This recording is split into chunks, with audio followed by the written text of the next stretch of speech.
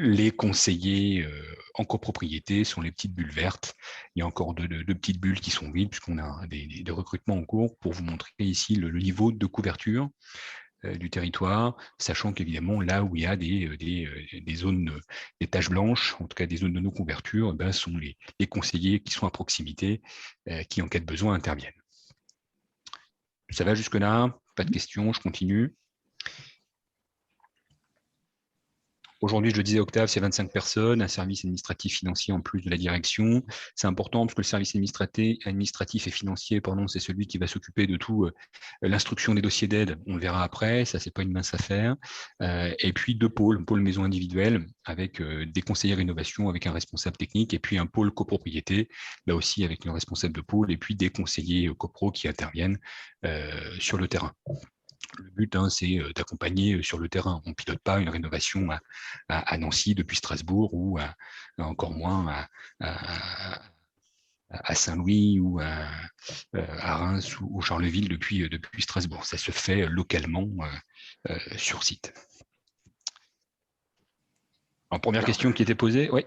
On vient de voir qu'il y avait deux personnes sur la Meurthe-et-Moselle. Alors, là, je vois que vous avez, dans votre schéma précédent, vous avez deux. Oui, on est.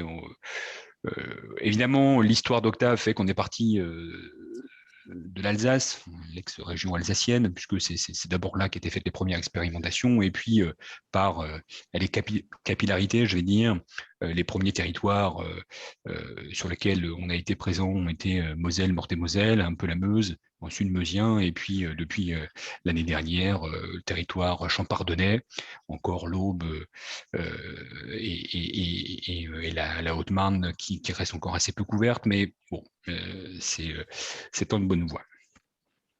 Donc je disais, la rénovation énergétique, ça peut s'aborder sur plusieurs angles. La première question sur la manière d'aborder sa rénovation énergétique, évidemment, je vais enfoncer des portes ouvertes ce soir, mais puisqu'il y a beaucoup de choses qui ont été dites et écrites sur la rénovation énergétique, c'est de faire le choix d'une rénovation cohérente et performante. Cohérente en priorisant les travaux. Alors, à défaut de pouvoir traiter tous les lots une seule fois, quand on parle de rénovation globale, encore faut-il pouvoir techniquement et surtout financièrement, c'est là où souvent on a le frein, de pouvoir faire de la rénovation globale. À tout le moins, il faut avoir un scénario cohérent en venant prioriser les lots. Le cas classique chez Octave, on est consulté pour accompagner un changement de chaudière au fioul vers une chaudière gaz. Notre réflexe, c'est d'abord poser les questions, de savoir comment est traitée l'isolation avant de traiter le chauffage. Et évidemment, on va d'abord expliquer qu'il convient davantage de traiter l'isolation du toit, des murs, des planchers bas, des fenêtres, de traiter les ponts thermiques avant de réfléchir au chauffage. La priorisation, c'est ça. Évidemment, c'est pas valorisant socialement de mettre 30 cm de ouate de cellulose dans ses combles, et pourtant, c'est là qu'on a un geste le plus efficace possible. Donc, le métier d'Octave, c'est aussi de venir, en cette phase très en amont des projets, de faire ouvrir les yeux et de faire comprendre que la rénovation énergétique, c'est pas simplement le changement des fenêtres, c'est pas simplement le changement des chaudières, mais pour que la rénovation soit cohérente et surtout performante, il faut traiter les lots avec une priorisation de ceux-ci. Je disais, rénovation performante, ça veut dire réaliser des travaux qui apportent évidemment du confort et des gains énergétiques. Et pour Octave, c'est des travaux qui apportent au moins 2 sauts de classe énergétique. Vous connaissez les étiquettes du diagnostic de performance énergétique qui va de A à G, avec au moins l'atteinte, pas l'attente, ici il manque un I, l'atteinte de l'étiquette C. Évidemment, dès lors que l'on intervient en audit énergétique chez Octave, on propose systématiquement un scénario de rénovation globale qui apporte l'étiquette la plus haute. Et après, on vient adapter le scénario de travaux pour atteindre cette à minima rénovation performante avec 2 sauts de classe énergétique au moins et l'étiquette C quand on ne peut pas aller au-dessus. La rénovation performante, c'est surtout être attentif à traiter les ponts thermiques, indépendamment des lots, isolation des murs, isolation du toit, isolation des changement des fenêtres, de la dalle basse, du chauffage. Il faut être conscient qu'une isolation thermique s'entend efficace dès lors que l'on vient prendre en compte les interfaces entre ces lots. Et c'est toute notre difficulté d'ailleurs sur les chantiers. On a affaire à des entreprises, à des artisans performants dans leur domaine. Une entreprise d'isolation qui va très bien faire son boulot, un menuisier qui va changer les fenêtres qui va très bien faire son boulot. Et pour autant, si les deux ne se parlent pas, si les deux n'ont pas prévu de traiter la jonction entre les fenêtres et le mur, et ben à la fin, il va nous rester des ponts thermiques, des fuites d'air. Et c'est là où on vient dégrader le résultat. Donc on est, nous, attentifs à ça. On est attentifs sur le terrain, sur le chantier, en veillant à ces points critiques, et on est attentif en amont, en accompagnant les artisans, les entreprises, dans ces gestes et dans cette réflexion de gestion des interfaces. Et évidemment, bien aborder sa rénovation énergétique, c'est être attentif aux coûts, aux économies générées, aux aides disponibles, au financement possible. Et c'est là où bien souvent le kidam qui se lance dans la rénovation et qui le fait une fois dans sa vie est bien perdu ou peine à comprendre tout ce qui est à sa portée pour pouvoir aborder sa rénovation énergétique de manière efficace. Je pose la question de savoir donc qui peut m'aider. Alors j'ai envie de dire, ça dépend de l'état de la réflexion du projet. Si on est en phase d'acquisition, rénovation, en primo-accession, avec l'achat d'une maison qui a besoin d'être rénovée, évidemment, il y a tous ceux qui traitent de la transaction immobilière, les banquiers, les agents immobiliers, les notaires, qui ont des solutions. Hein. Pour certains, on travaille beaucoup, nous, par exemple, avec les agents immobiliers pour leur apporter des outils de rénovation dans le cadre de leur mandat, pour qu'ils puissent très très tôt identifier les passoires thermiques et proposer des solutions. Évidemment, les architectes, les maîtres d'œuvre et les maîtres d'œuvre pour les projets qui ont besoin d'autre chose que de la rénovation purement thermique. Hein. On a des fois de la réhabilitation lourde, on a de l'agrandissement, on a de la surélévation, on a du gros œuvre, on a des chantiers qui viennent, en plus de la rénovation énergétique, mettre en place des besoins un peu plus complexes. Et là, les architectes et maîtres d'œuvre ont leur place, évidemment. Les professionnels, les artisans, je le disais, les entreprises qui peuvent intervenir directement. On n'a pas forcément besoin d'être accompagné si on veut simplement changer sa chaudière. Les entreprises, les artisans peuvent y arriver très très bien toutes seules. Il existe aussi le service public. Il y a tout un tas de solutions disponibles sur les territoires, plus ou moins présents selon les territoires. J'entendais parler tout à l'heure du réseau fer, évidemment. Hein. Ça doit être un des réflexes dès lors qu'on pense rénovation énergétique, que se connecter, ou en tout cas de visiter le réseau fer pour avoir l'ensemble des possibles. C'est un service public, c'est un service gratuit qui organise même des permanences selon les territoires pour apporter des réponses aux questions qui sont posées. Mais il n'y a pas que le réseau fer, il y a les agences nationales pour l'habitat, il y a les agences locales pour l'énergie, les ALE, les ALEC, les plateformes territoriales de rénovation, les maisons de l'habitat. Voilà. Chaque territoire est doté de ses structures ou de sa propre structure qui sont mobilisables. Et on vient, nous, compléter ces structures-là, ou en tout cas les appuyer avec ce qui leur manque ou ce dont elles ont besoin. Évidemment, sur l'ensemble de la région Grand Est, pour les projets de rénovation énergétique performants, je le disais tout à l'heure, il existe Octave, qui est à la disposition de l'ensemble de la population pour très très tôt dans la réflexion ou par après être passé par le réseau fer, par exemple, on intervient sur l'accompagnement pour rendre possible les projets de rénovation. Je continue, pas de questions. Alors, l'accompagnement des projets par Octave, on peut facilement l'illustrer à travers six étapes principales. Une première étape qui consiste à proposer une visite initiale, d'aucuns l'appelleront audit énergétique. Moi, je préfère ici parler de visite initiale, puisqu'à travers cette visite initiale, on va bien sûr essayer de comprendre le projet, les besoins. On va proposer des scénarios de travaux en fonction des possibilités techniques, en fonction des possibilités financières également. On va estimer les coûts, on va estimer les aides, on va faire des solutions de financement selon les outils qui sont à notre disposition par nos partenaires financiers, avec des taux, avec des outils. Et puis, on va remettre un rapport de visite qui contient un audit énergétique et on va présenter les différentes solutions d'accompagnement portées par Octave. Cette visite initiale, elle est gratuite et elle est réalisée par nos conseillers rénovation selon les territoires sur lesquels ils se trouvent. On l'a vu tout à l'heure sur la carte.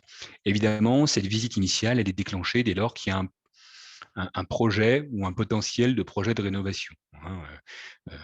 Madame Dupont qui nous appelle pour changer sa chaudière, si une fois qu'on a discuté un peu avec elle, tout est traité chez elle, mais qu'elle ne veut que changer sa chaudière, on ne va pas forcément déclencher de visite initiale. On va, dans ce cas-là, plutôt renvoyer vers les acteurs locaux qui peuvent l'accompagner. Mais par exemple, si Madame Dupont, à travers ce besoin de visite de changement de chaudière, se dit bah, tiens, pourquoi pas, j'y ai pas pensé, mais mon toit, j'avais pas pensé de le faire, mais oui, il est à traiter, mes fenêtres peut-être à changer. Alors là, on peut déclencher cette visite initiale pour l'accompagner dans sa réflexion et la faire mûrir surtout. Donc on laisse mûrir le projet, on vient présenter les solutions d'accompagnement, on vient présenter le rapport de visite. Alors là, j'ai mis ça en une seule et même visite, mais la visite initiale, généralement, c'est 1 voire 2 rendez-vous. Au moins un rendez-vous de prise en compte des besoins, d'estimation, de mesures, et puis un rendez-vous de présentation du rapport, sur lequel on va détailler un petit peu plus précisément, notamment le modèle économique et le financement possible. Le particulier qui souhaite se lancer, à partir de ce moment-là, signe un contrat d'accompagnement et on met en place un contrat qui est adapté aux besoins. On a des contrats de type assistance à maîtrise d'ouvrage, c'est le terme AMO ici, soit sur la partie financière, puisqu'on peut faire appel à Octave uniquement sur la partie financière. On a des propriétaires qui font leur rénovation ou qui traitent eux-mêmes les entreprises ou qui font appel, je disais tout à l'heure, à des architectes avec des maîtres d'œuvre. On vient donc nous apporter ici simplement l'accompagnement financier. On verra dans le détail ce qu'il contient. À l'inverse, on a des propriétaires qui ont toute la partie, qui sont occupés de toute la partie financière et on vient apporter uniquement l'accompagnement technique. C'est le cas de l'achat-rénovation. Bien souvent, le propriétaire est allé chercher avec son financeur, avec sa banque, le budget pour acheter, mais également a mis en place le budget pour rénover et il a besoin de nous sur la partie technique et pas sur la partie financière. Évidemment, il y a le combiné des deux qui est l'assistance à maîtrise d'ouvrage standard et on intervient dans ces trois-là en assistant le propriétaire, le maître d'ouvrage. Et il y a également des contrats un peu plus avancés, qu'on appelle ici des contrats de maîtrise d'œuvre, où on va le voir tout à l'heure, on va un petit peu plus loin dans la réalisation et le suivi du chantier. Donc ça, c'est la deuxième étape, la mise en place du contrat. Une fois que le contrat est signé, et on en verra le détail et les tarifs tout à l'heure, on vient rédiger les cahiers des clauses techniques particulières et les cahiers des clauses administratives particulières. En fait, c'est les cahiers des charges qui définissent ce qui doit être fait sur le projet. Ces documents sont envoyés pour consultation à nos entreprises partenaires. Idéalement, et quand on le peut, on vient consulter au moins 2 entreprises par lot de rénovation pour avoir un élément de comparaison, évidemment. On vient présenter les devis et vérifier la cohérence des devis.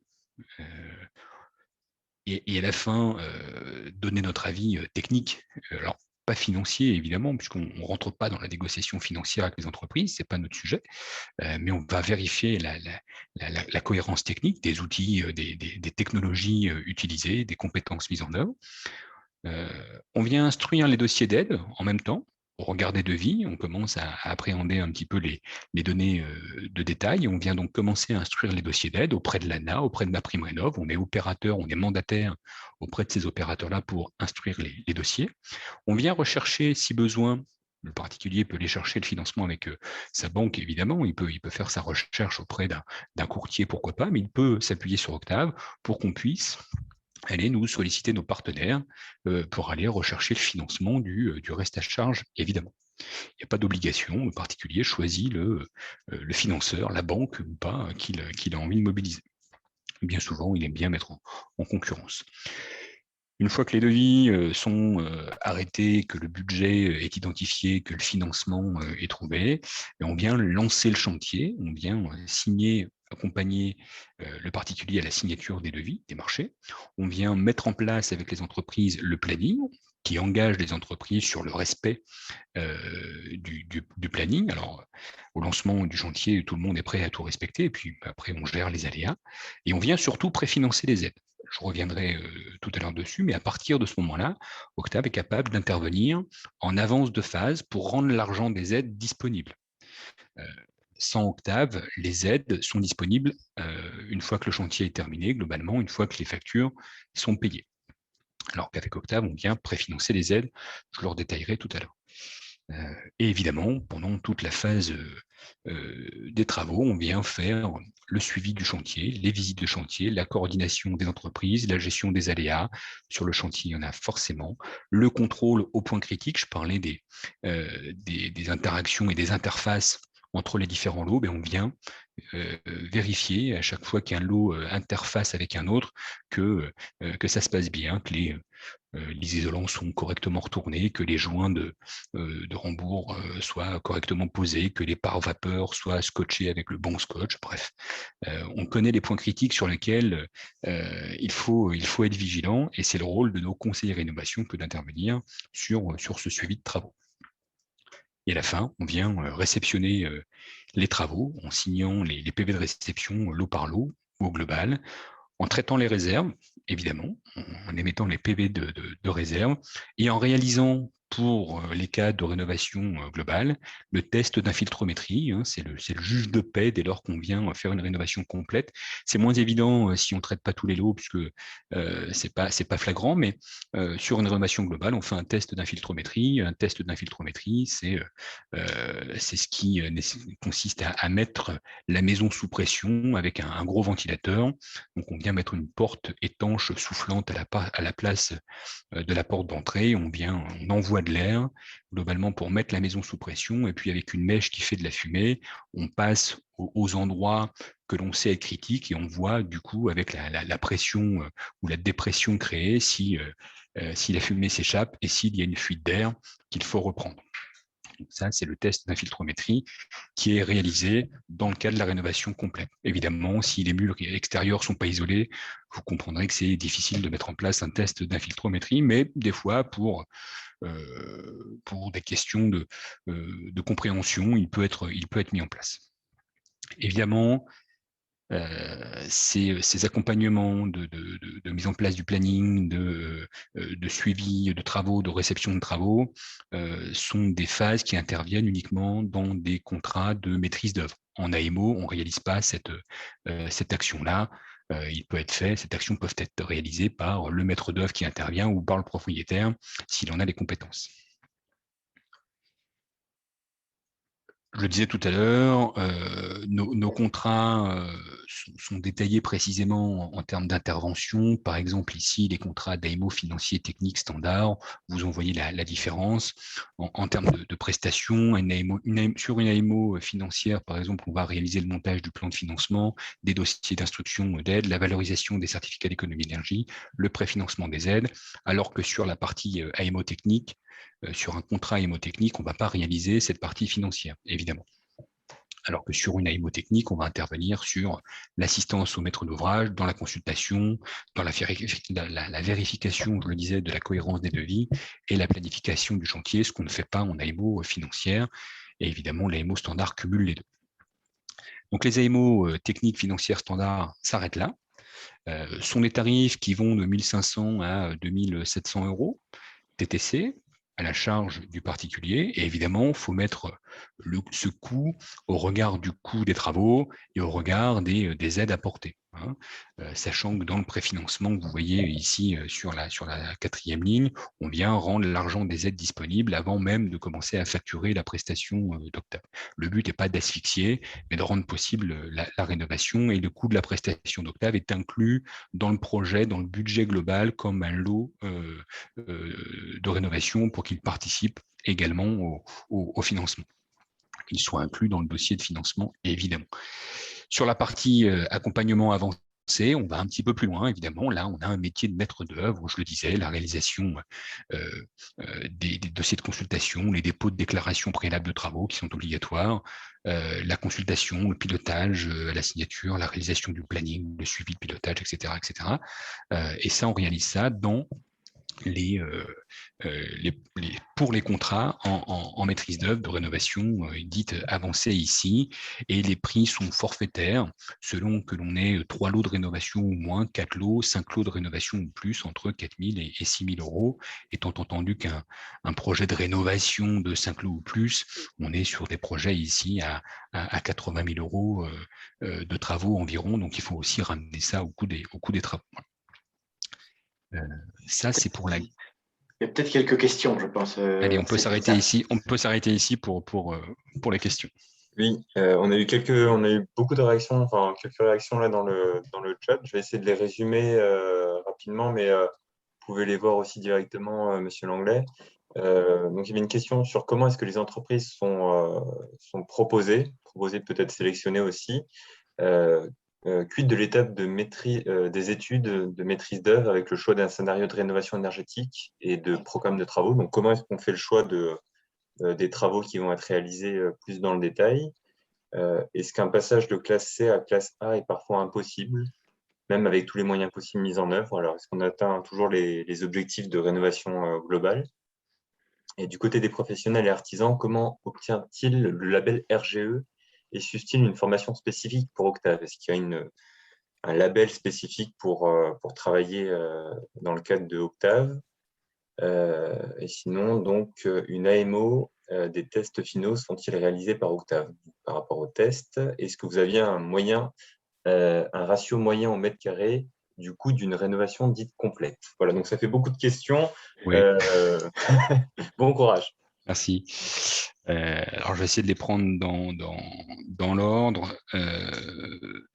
Les scénarios de travaux, on les présente à l'occasion de l'audit initial. Voilà, donc, on réalise au moins un scénario de travaux, donc on présente au moins un scénario de travaux qui est le scénario de travaux le plus ambitieux, qui va chercher la rénovation globale pour atteindre l'étiquette BBC, et puis on vient dégrader le scénario de travaux, l'adapter en fonction des possibilités et des besoins. Et puis on explique, selon les scénarios de travaux, quels sont les coûts, quels sont les gains énergétiques, les étiquettes avant et évidemment surtout après, les aides mobilisables en fonction des scénarios de travaux, et évidemment ce que comporte chacun des scénarios de travaux.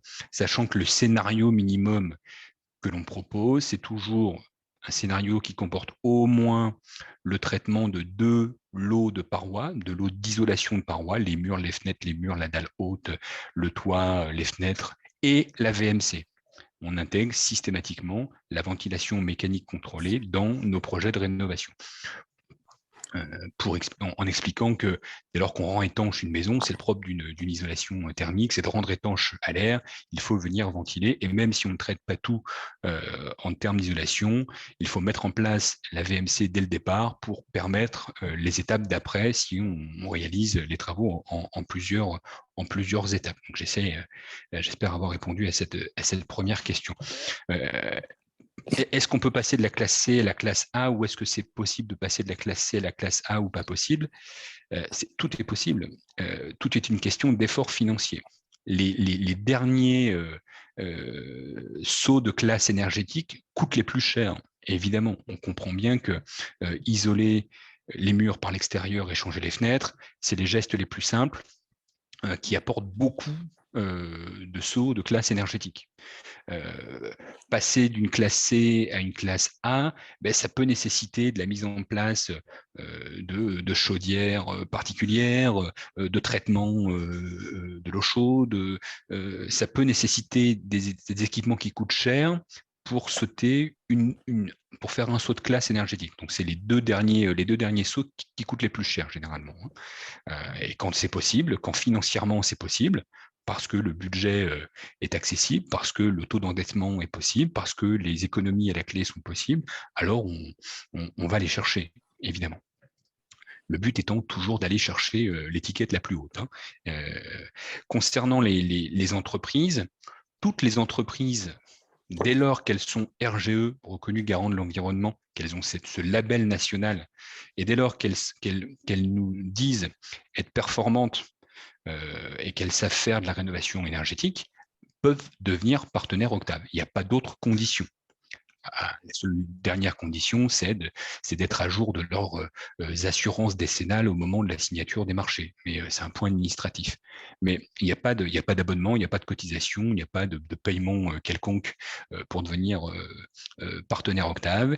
Il faut faire de la rénovation énergétique, savoir la faire et être RGE. Le label RGE s'obtient à travers des entreprises agréées, des gens qui sont qualifiés pour, au niveau national, faire passer former ou faire passer des tests avec des audits sur site, et chaque entreprise peut prétendre à un label RGE. Il y a une petite nouveauté depuis le début de l'année, les entreprises peuvent obtenir le label RGE sur un ou plusieurs chantiers, et pas forcément au global. Donc ils peuvent simplement devenir RGE pour un ou deux chantiers donnés. C'est ce qui assouplit un petit peu les conditions. Mais tout le monde, toutes les entreprises peuvent être RGE. Et pourquoi il faut être RGE? C'est la condition sine qua non pour bénéficier des aides. Dès lors qu'on vient instruire un dossier d'aide, la première condition, c'est que l'entreprise qui réalise les travaux soit labellisée RGE. Et ça, c'est une condition de l'État qui dit que les aides MaPrimeRénov', les aides de l'ANA, les certificats d'économie d'énergie sont délivrés à condition que l'entreprise qui intervienne soit RGE. Voilà. Donc ça, c'est pas une condition Octave, hein, c'est une condition classique. Je n'ai pas noté la dernière question. Alors, oui, le test en AMO. En AMO, on n'intervient pas sur la partie technique, enfin en AMO financière, on n'intervient pas sur le suivi de chantier. Donc, on ne fait pas de test, et on ne fait pas de suivi technique. C'est le particulier qui s'occupe de ça, donc on n'intervient pas à sa place. On vient vérifier, on vient contrôler que les travaux soient faits à la fin, parce que, par exemple, pour bénéficier des aides, il faut vérifier un certain nombre de choses, mais on ne fait pas de test à la fin sur la bonne réalisation, la bonne pose des matériaux. On est en AMO, on n'est pas en maîtrise d'œuvre. C'est la différence entre les deux, évidemment. Il y avait une question sur le coût moyen de la rénovation globale.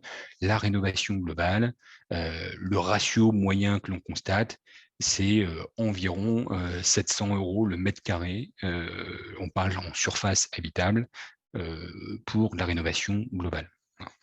Une maison qui fait 100 mètres carrés, vous savez faire le calcul comme moi, c'est 70 000 € de travaux sur la rénovation énergétique à minima pour une rénovation globale.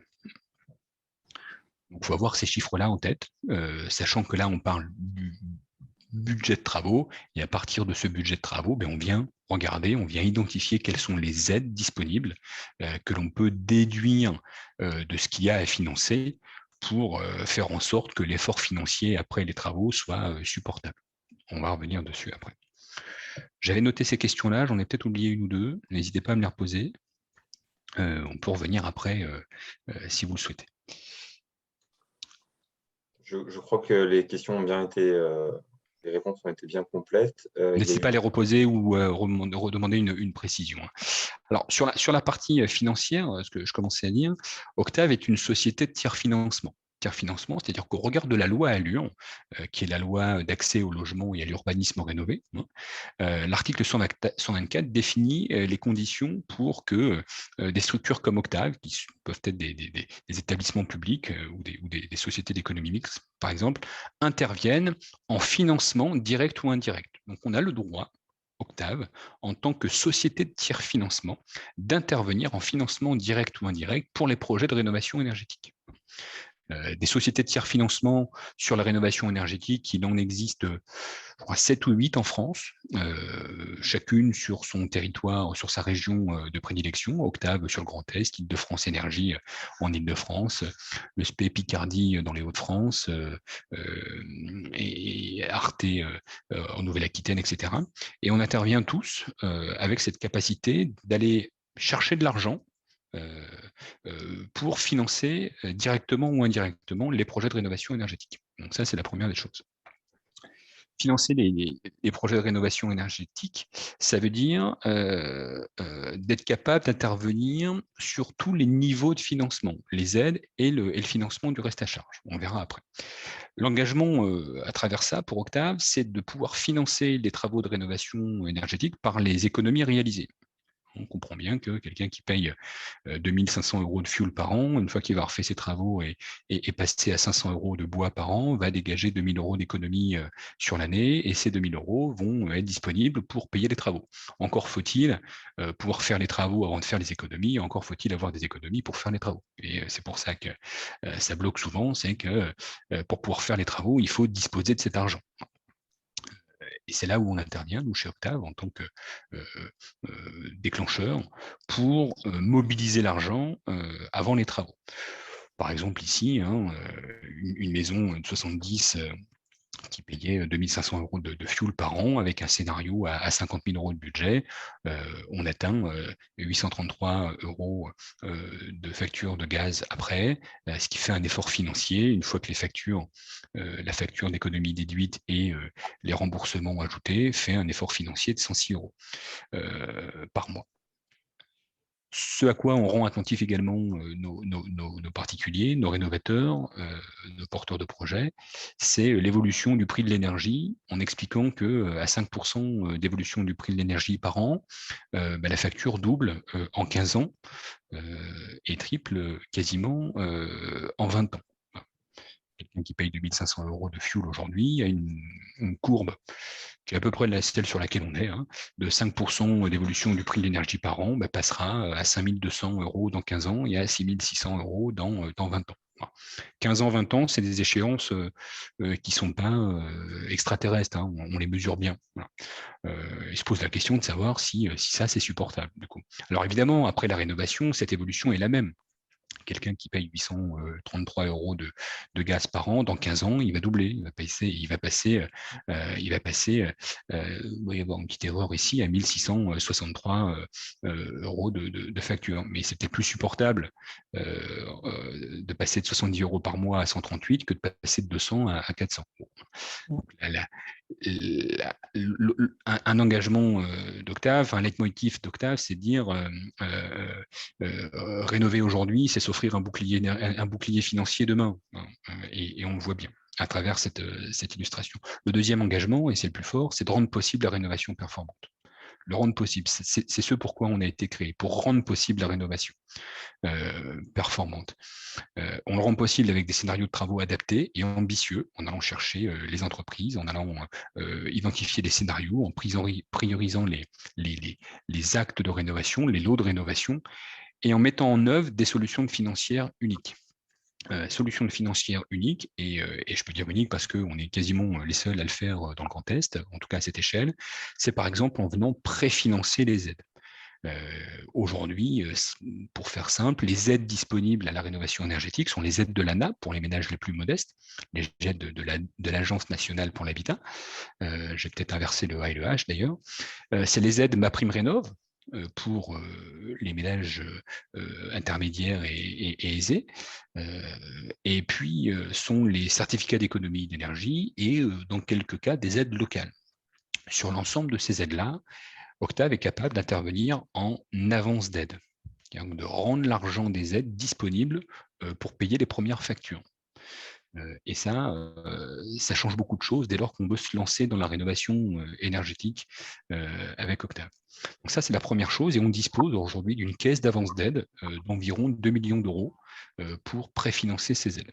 Alors, c'est une caisse dans le sens où on avance les aides, on les récupère une fois que les travaux sont terminés, donc c'est un roulement permanent qui nous permet d'accompagner les projets qui sont ceux de des maîtres d'ouvrage.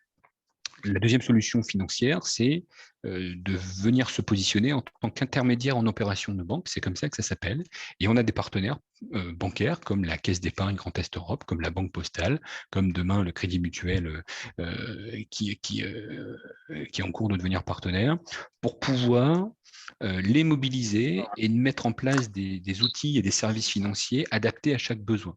Chaque projet est unique. Chaque ménage, chaque famille est unique dans ses besoins et on vient, à travers ces partenaires-là, faire du cas par cas. Faire du cas par cas, c'est de venir proposer des produits adaptés à chaque projet, un éco-prêt à taux zéro, cumulé ou pas un prêt travaux de type immobilier et pas de type consommation. C'est pas les mêmes maturités de crédit, sont pas les mêmes taux de crédit. C'est bientôt, là, à partir de 2022, le prêt avance rénovation. Vous avez peut-être vu passer les différentes annonces qui ont été faites à ce sujet. Et c'est surtout, au-delà des produits, d'apporter une ingénierie financière spécifique. C'est pas le tout d'être capable d'aller chercher un prêt à 30 000 euros, mais si dès lors que l'on paye les premières factures, il faut rembourser les premières mensualités alors qu'on n'a pas encore constaté la baisse sur la facture d'énergie, ça devient compliqué. Et ben, avec nos partenaires chez Octave, on vient mettre en place des décalages de ces échéances de prêt pour constater les premiers mois d'économie et commencer à rembourser pour que les courbes économie remboursement se croisent à minima et le plus tard possible pour rendre l'effort financier supportable, évidemment. Mais on intervient également des fois avec nos partenaires sur la réorganisation de la dette. On a des chantiers ou des projets où nos partenaires rachètent le crédit hypothécaire, le crédit de la maison, et refont un prêt pour refinancer et les travaux et le crédit de la maison avec un meilleur taux, avec une durée un peu plus longue. Et bien souvent, on vient inclure dans la mensualité quasiment identique le projet de rénovation. Et ça s'appelle de l'ingénierie financière. Donc, ce n'est pas simplement des produits, c'est également de l'ingénierie financière. Et les deux cumulés font qu'on peut, alors qu'on s'était posé la question de savoir si on pouvait changer sa chaudière à 5 ou à 6 000 euros, se lancer dans des projets à 50, à 60 000 euros, parce qu'il y a une vraie économie à la clé, parce qu'il y a de l'ingénierie financière, et parce que c'est accompagné par un tiers de confiance comme Octave. Voilà. Et puis, ce qui plaît bien également à nos partenaires, c'est le paiement direct des entreprises, parce qu'évidemment, ça rend plus facile la relation avec les artisans, qui sont certains, une fois qu'ils mettent le pied sur le chantier, d'être payés, à condition qu'ils fassent le travail, parce que le budget est bloqué dès le départ, et parce que Octave intervient, non pas en tiers financement ici, mais en tiers payant pour les entreprises, notamment sur l'avance des aides. Deux exemples pour terminer, avant de répondre aux dernières questions. Ici, un pavillon traité dans le Haut-Rhin de 75, 100 mètres carrés, étiquette énergétique E avant travaux, 2 600 euros par eau de chauffage, des travaux qui l'amènent à une étiquette B, ça illustre assez précisément ce que je disais tout à l'heure, 60 000 euros de travaux, 59 exactement, la moitié de ces travaux-là financés par un éco-prêt à taux zéro, 8 000 euros de prêts et travaux, le reste par des aides, une part des aides de l'ANA, une part des aides de MaPrimeRénov' et C2E, puisqu'on avait des travaux ambitieux, 215 euros de factures avant travaux, 2100 euros d'économie par an dégagée, 65 euros d'efforts financiers par mois.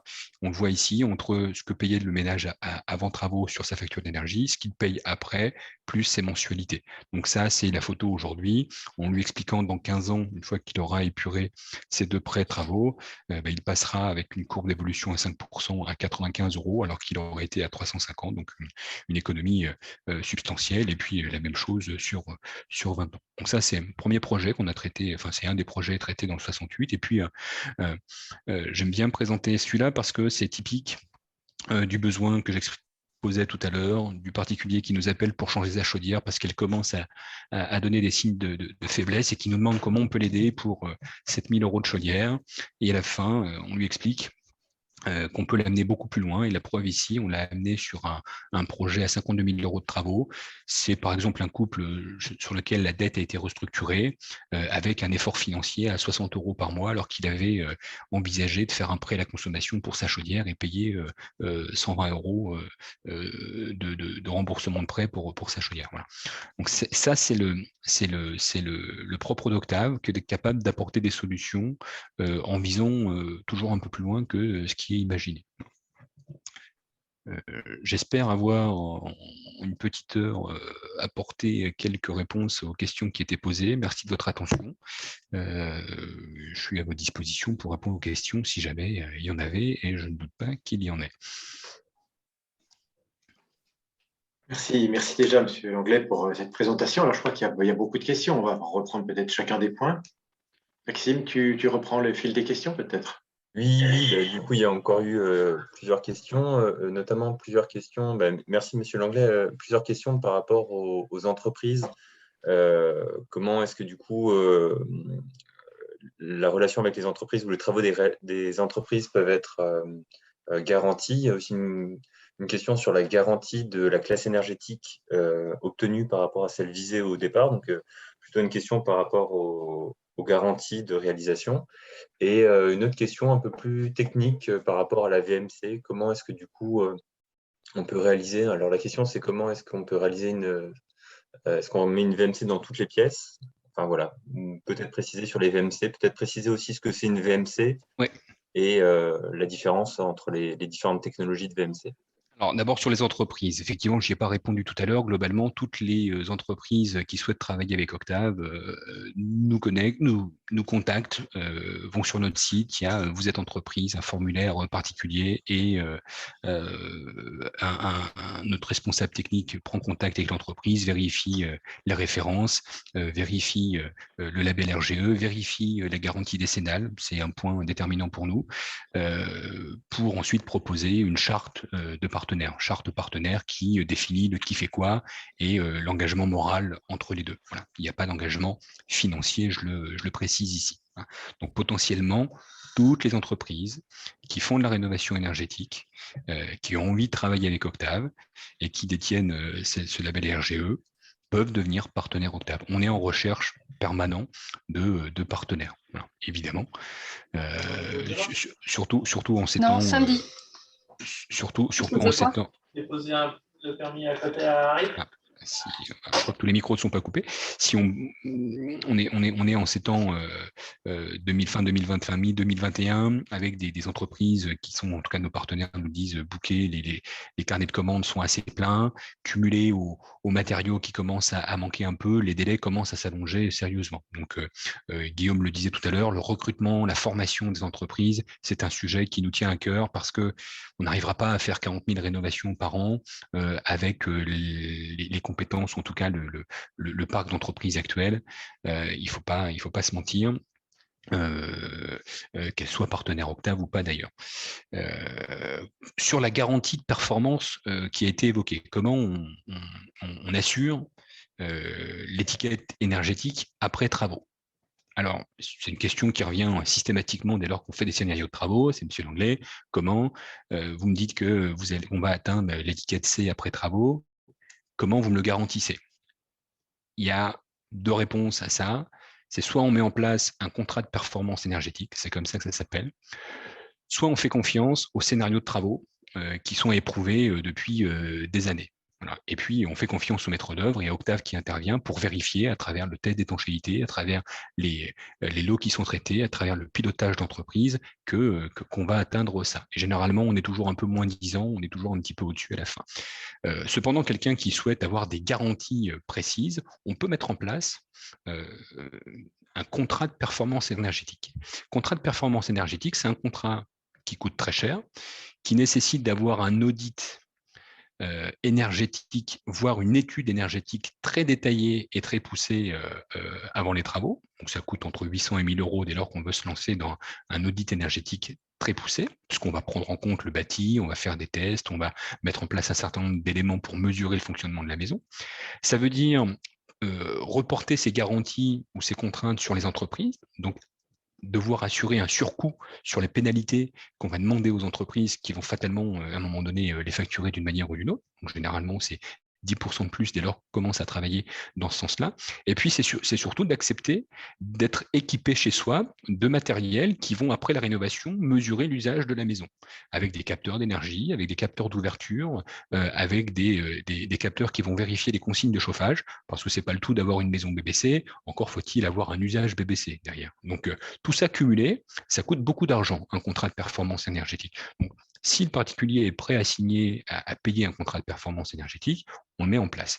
C'est jamais arrivé chez Octave, parce qu'évidemment, le bon sens, parce qu'évidemment, les technologies et le pilotage de chantier fait que sur tous nos chantiers, on atteint la performance énergétique qui est visée, parce que les scénarios de travaux, à travers comment je vais dire ça, les différentes interactions entre les lots que l'on connaît. On sait que si on met un triple vitrage, on va peut-être pas mettre la même VMC que si on met un double vitrage. Donc tous ces scénarios-là, on les connaît bien. Hein, je cherche le terme, sont les solutions techniques de rénovation qui sont éprouvées par des bureaux d'études et qui nous permettent de nous appuyer sur ces scénarios-là, sur ces solutions-là, pour aller chercher la bonne étiquette à la fin.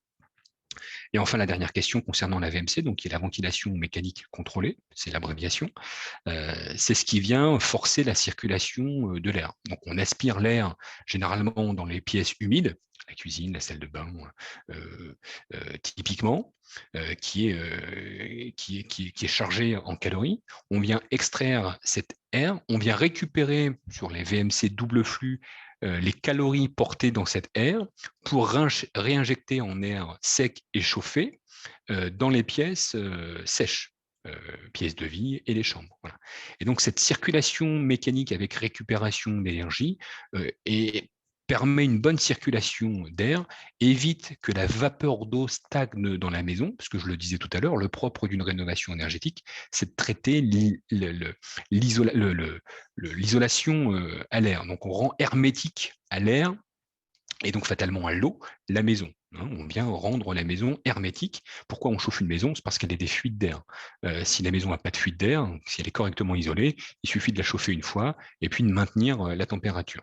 Et par contre, quand on fait ça, comme il n'y a plus de fuite d'air, la vapeur d'eau dégagée par l'activité humaine, par la cuisine, par la respiration, par la sueur, on dégage quelques litres d'eau par journée tous, autant que l'on est, et ça va créer des pathologies, ça va créer de la condensation, ça va créer jusque de la moisissure si on ne traite pas l'évacuation de cet air humide.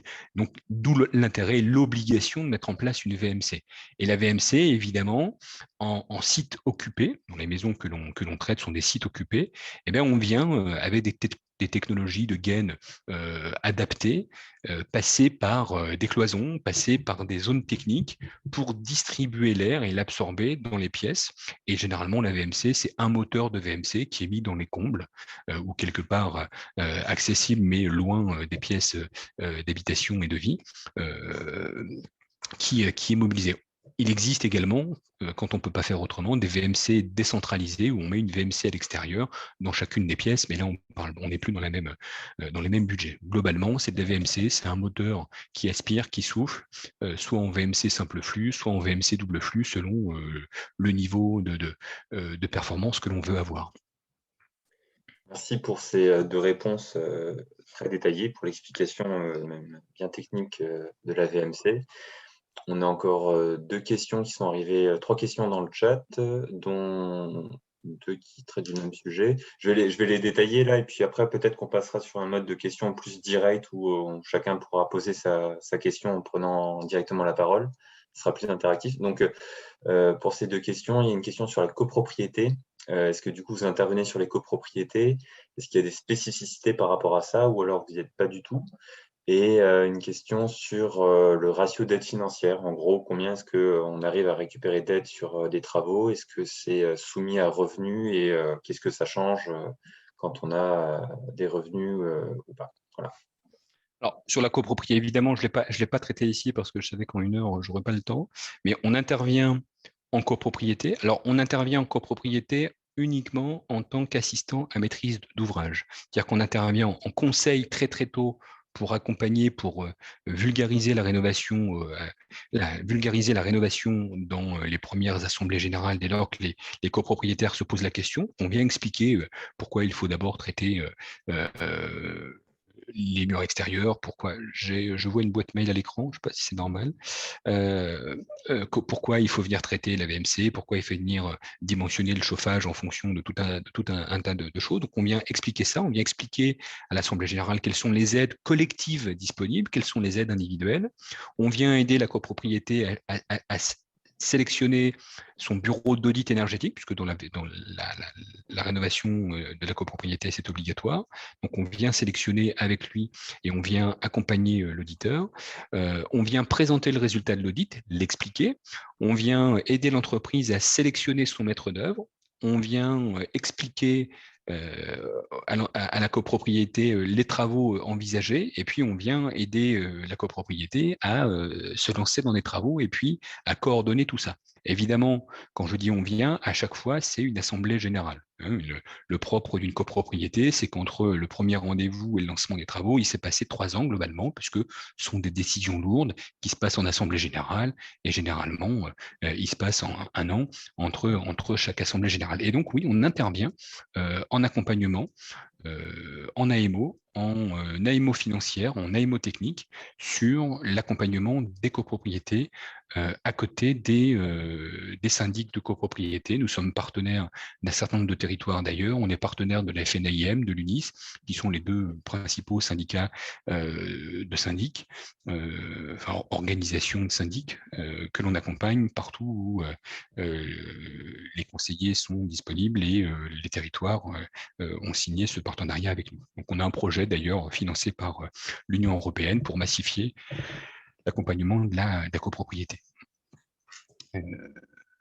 Et la deuxième question, c'était sur les aides financières. Oui, pardon, les aides. Alors, tout le monde a le droit aux aides aujourd'hui en France. Les aides sont proportionnelles aux revenus, évidemment. Il y a des grilles qui existent selon vos revenus de référence et la composition de votre famille. Si vous êtes seul, si vous êtes 2, si vous êtes 4.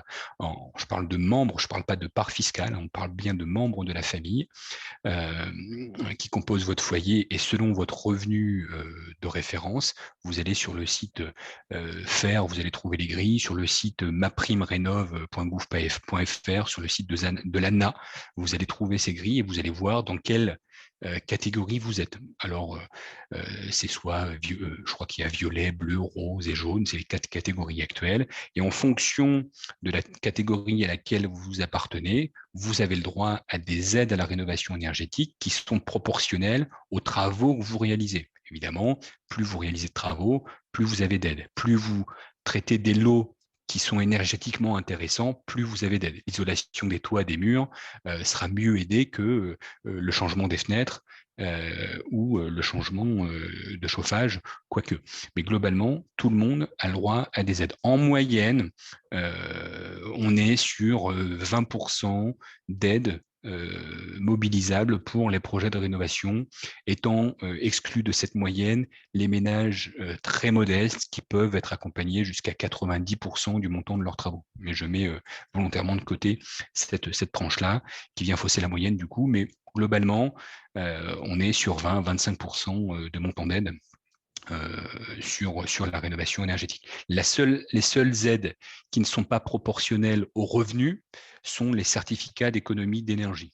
Chaque geste de réalisation de travaux de rénovation énergétique génère ces certificats d'économie d'énergie qui sont là aussi proportionnels aux travaux réalisés. Plus vous mettez d'épaisseur d'isolant, plus vous mettez de surface d'isolant, mais plus vous avez de certificats d'économie d'énergie. Et tout le monde, que ce soit en propriété principale ou en propriété secondaire, peut bénéficier de ces certificats d'économie d'énergie qui sont sur des montants non négligeables. En moyenne, on évoquait tout à l'heure le coût de la rénovation globale. Pour une maison de 100-110 mètres carrés, en rénovation globale, c'est actuellement 8 000 € de certificats d'économie d'énergie qui sont mobilisables. Donc ça commence à devenir des montants non négligeables. Et que ce soit ces aides de l'ANA, ces aides MaPrimeRénov', ces certificats d'économie d'énergie, Octave intervient en préfinancement, donc on avance de phase pour rendre cet argent disponible pour payer les premières factures. Merci. Merci pour la réponse claire. Paul, du coup, je te passe la parole pour que tu poses la question directement sur la question des lotissements. Tu as ton micro coupé. Oui, voilà, sur les lotissements, quand on a fait une étude sur une maison, par exemple les maisons d'Uni, une fois qu'on a fait une étude, vous pouvez réutiliser les études sur d'autres maisons, mais est-ce que c'est mutualisable et est-ce que vous en tenez compte sur le papier, évidemment, cette mutualisation, elle est intéressante, elle est utilisable. Je dis bien sur le papier. Alors, il y a des tas d'expérimentations qu'on regarde de près. On fait des tests avec EDF, on fait des tas de choses. La problématique du lotissement, c'est que ce n'est pas une entité définie. Une copropriété, c'est une entité. Il y a un représentant de la copropriété, il y a un vote de l'ensemble des copropriétaires pour le lancement des travaux. Un lotissement, il n'y a pas cette entité qui représente le lotissement. Donc la première difficulté, c'est de convaincre un nombre suffisant de propriétaires de maisons dans le même lotissement de se lancer dans des travaux au même moment. Ça pose déjà une première question, c'est de savoir qui anime ça, qui le fait et comment on mobilise ça. Parce que l'étude qui est faite en 2021 chez Madame Dupont qui habite au 12 va peut-être pas être la même que chez Monsieur Durand qui habite au 14. Parce que les technos ont utilisé, parce que sur 2 ans d'écart, les aides sont plus les mêmes, et puis parce que entre la maison du 12 et la maison du 14, qui ont le même âge, elles ont peut-être pas évolué au même moment. Monsieur Dupont a peut-être fait une véranda, Monsieur Durand a peut-être aménagé son sous-sol. Donc c'est compliqué d'avoir une homogénéité, y compris au lotissement. Donc une fois qu'on a traité ça, une fois qu'on a identifié, qu'on a fait suffisamment de réunions publiques pour convaincre et pour animer les mêmes propriétaires des maisons identiques dans un lotissement, il faut les convaincre de faire de la rénovation en même temps si on veut profiter des effets de massification, en tout cas de masse d'achat groupés. Ça peut être intéressant. Et la dernière problématique à laquelle on est heurté, c'est que, et c'est le propre des lotissements, on veut toujours se démarquer de l'autre, surtout dans un lotissement, et c'est difficile, en tout cas on s'aperçoit que c'est difficile de faire accepter à M. Dupont qu'il va avoir à la fin la même maison rénovée de la même manière que Mme Durand à côté. Donc il y a des problématiques sociologiques, il y a des problématiques de temporalité, il y a des problématiques architecturales et techniques parce que les maisons n'ont pas évolué au même moment.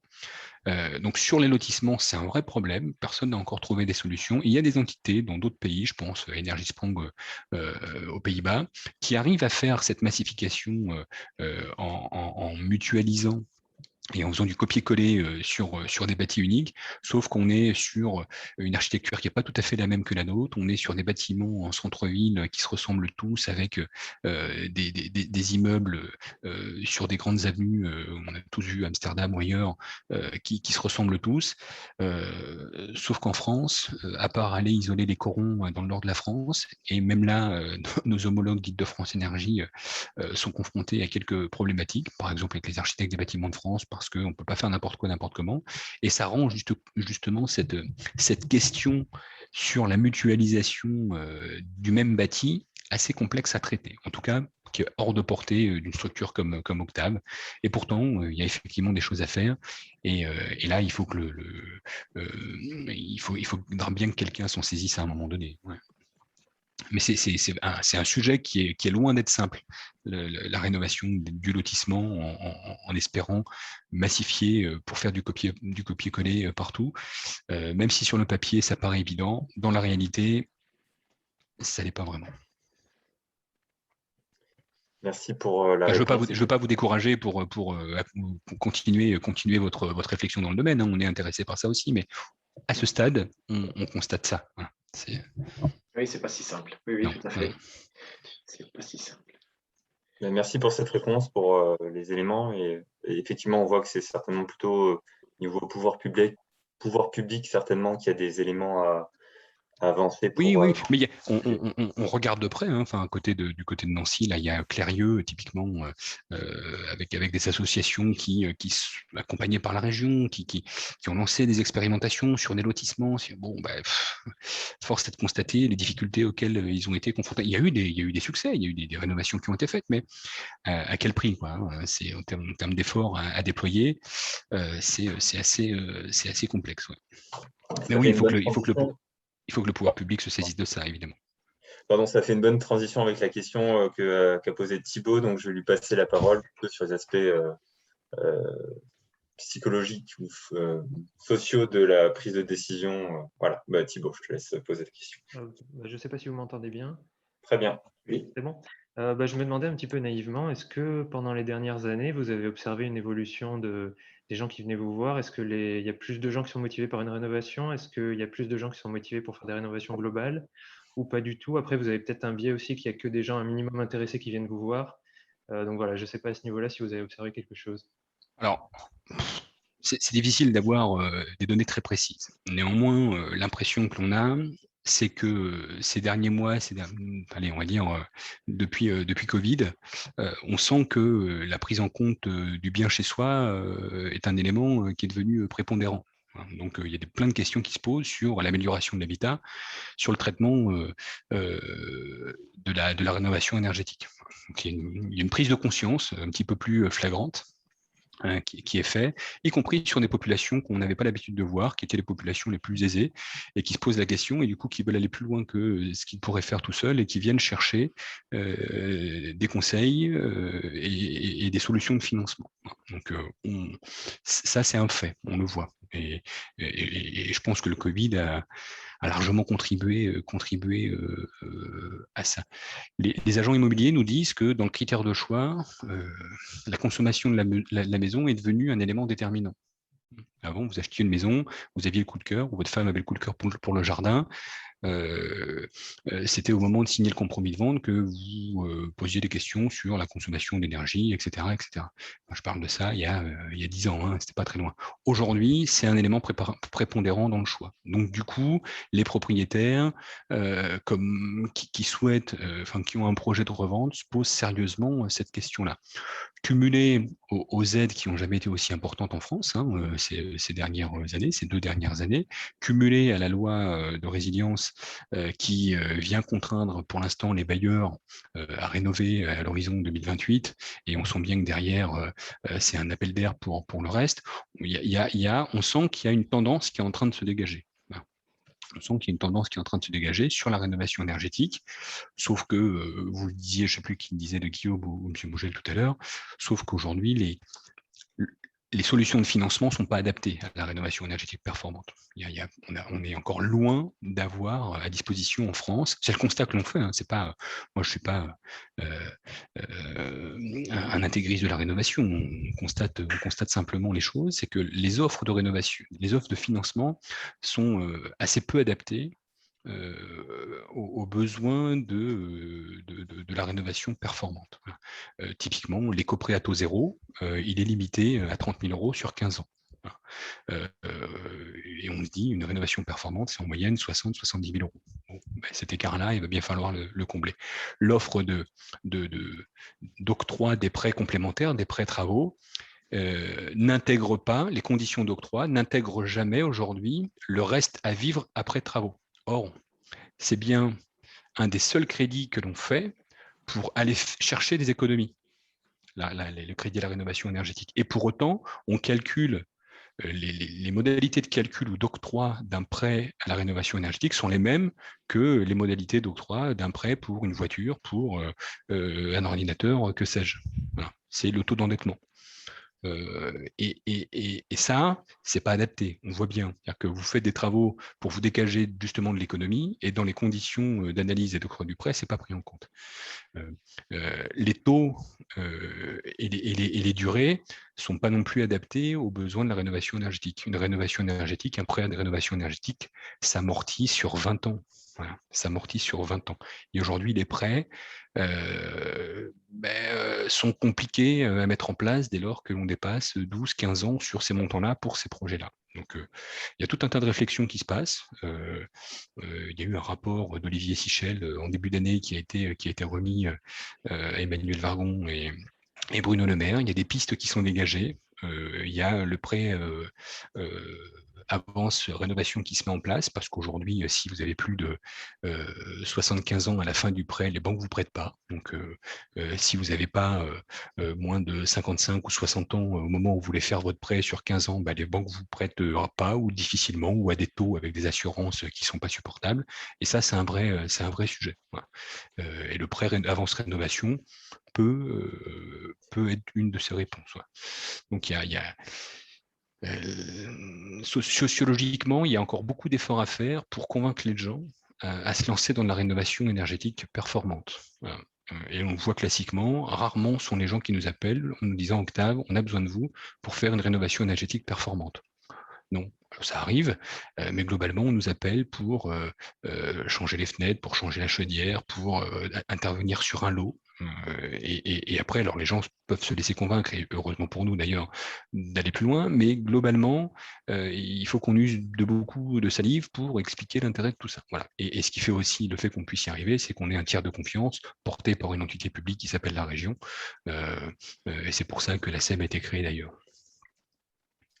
Okay. Bon, je vois, il y a quand même des évolutions alors. Pardon, Guillaume. Est-ce que je peux compléter? Oui, Guillaume, bien sûr, oui.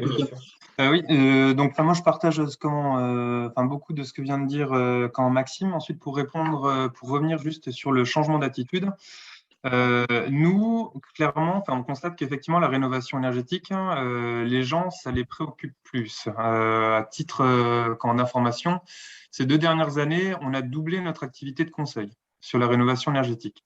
Par contre, sur les accompagnements qu'on peut faire, on se rend compte qu'on reste toujours à la rénovation globale. Même si on pousse les gens à l'envisager, on reste à 10% des gens qu'on peut accompagner qui sont intéressés par la rénovation globale. Et ce qu'on a pu constater, en fait, sans aller jusqu'à une rénovation globale, mais une des solutions, à mon sens, qui pourrait encourager la rénovation globale, c'est un alignement des conditions d'aide pour aller sur une rénovation globale. Je m'explique, c'est qu'en gros, à un moment, on avait un taux de bonification, plus on faisait d'actes de rénovation de travaux, et plus on obtenait d'aide. Et nous, sur les stats, comment qu'on tient, on se rendait compte qu'à cette époque, on faisait plus de bouquets de travaux. C'est que, alors qu'on peut penser que le nombre de conseils qu'on faisait était sur de la chaudière ou en tout cas des actes isolés de travaux, quand les systèmes d'aide encourageaient la réalisation de travaux supplémentaires, on était régulièrement sur des bouquets, on renseignait régulièrement sur des bouquets de 3 ou 2 travaux. Ça faisait partie du top de nos préconisations, de top de nos renseignements. C'était pas de la rénovation globale, mais par contre, ça encourageait. Mais c'est ça, aujourd'hui, il y a un vrai effort à faire dans le message courant et surtout de la part du législateur pour rendre plus efficaces les aides sur la rénovation globale que sur la rénovation lot par lot. Ce n'est pas encore le cas. Par exemple, les C2E. Aujourd'hui, les C2E sont traités par des fiches standardisées et quand vous cumulez la rénovation, le changement des fenêtres, les C2E fenêtres, les C2E des murs, le C2E du toit, les C2E de la chaudière, et cumulés, ces fiches-là sont plus intéressantes que la fiche de rénovation globale.